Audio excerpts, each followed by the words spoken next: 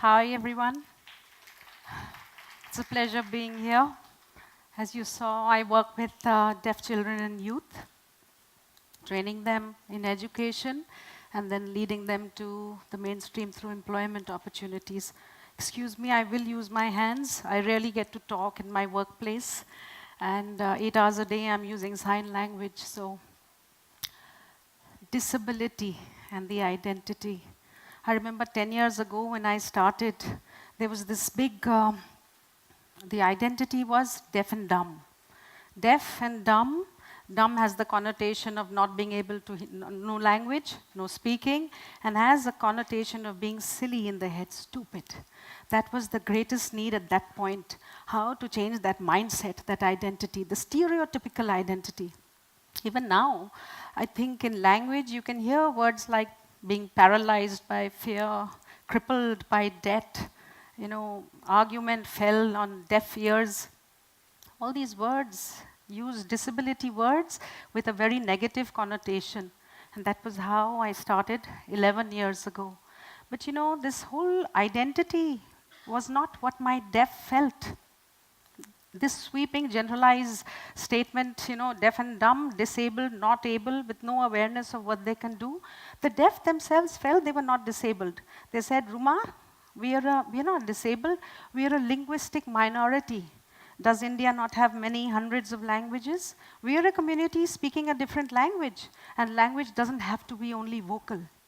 And with that thought, which is a wonderful new perspective, to bring a new identity to millions of deaf people, over 66 million according to a WHO report, and that's where the journey started. My children, my kids come from very poor literacy backgrounds from across the country. Sign language is not accepted as a training tool in schools. With the result, these kids go through up to class 10, they sit in classes and they just watch their teachers' mouths moving up and down. Not being able to hear, they can't understand a thing. And they just copy down things by rote, regurgitating it over years.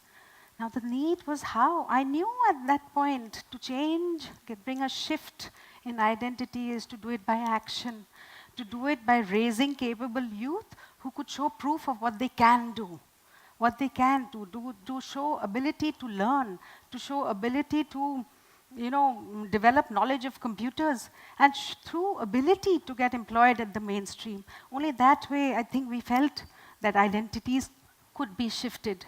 It's a hugely challenging job because when kids come to us and we check their skills, we see that they can only read and write and understand up to 30 to 40 words alone. Basic, simple words, apple. They might be able to spell it out, they may not. Home, food, sleep, very basic, simple. How do we get that kid? Train him to show ability. Big task. So we started. I involved deaf. My teachers are all deaf. We involve them in every step of the process is to give the people ownership of their identity. I said, hey, you want to change your identity? You don't want to be called deaf and dumb? In fact, our tagline is deaf but not dumb. I said, you work along with us. So we created a training environment, an ecosystem where they could learn, where they could develop capabilities. And you saw the classrooms in that little film. It is quiet. I have people walking into my center saying, Ruma, you're so lucky you're in this peaceful environment. But if you see those flying hands, there's huge amount of interaction going on. There's a huge amount of question answers going on, and there's learning happening. So with that kind of environment, deaf started developing skills. Of course, the big issue was jobs. Who would employ deaf people? Gunga bhera in English, in Hindi, sorry. It's still referred. Even parents often don't believe that their kids can do anything. But over the last 10 years, in ones and twos, kids are getting employed. Kids are getting employed not because sympathy and charity, hi bichara, let's give this poor kid an opportunity, but because we are making sure they're developing those skills where companies will say, for these profiles, these are the kids that we need in our workplace. I'd like to share a quick little story about Chintu. Chintu was 18 years old when he came to NDS some years ago. Enthusiastic kid, tall, 6 foot 2 inches, And all the way from Meerut, he traveled back and forth 3 hours by bus. Very interested in computers.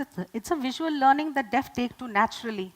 And within 2 years, at age 20, he'd gone through all our programs and he wanted to be a computer operator. He wanted to work on the computers. We took him for an interview to an IT company in Noida, InfoPro Worldwide. And needless to say, he cleared all the tests based on his skills, not because he was deaf, but because he matched the need of that company at that time. Just recently, about a week ago, InfoPro, now they've become sensitized. The company is sensitized. They wanted more deaf people. And when we met them, they said to us, and this was like music to my ears, they said, Ruma, Chintu has developed such a benchmark of productivity that now more deaf people who are going to get employed will have to meet that benchmark. And it's not only for deaf people, hearing are non-deaf people, like all of us. That's the sign that hearing people also will have to live up to that kind of productivity.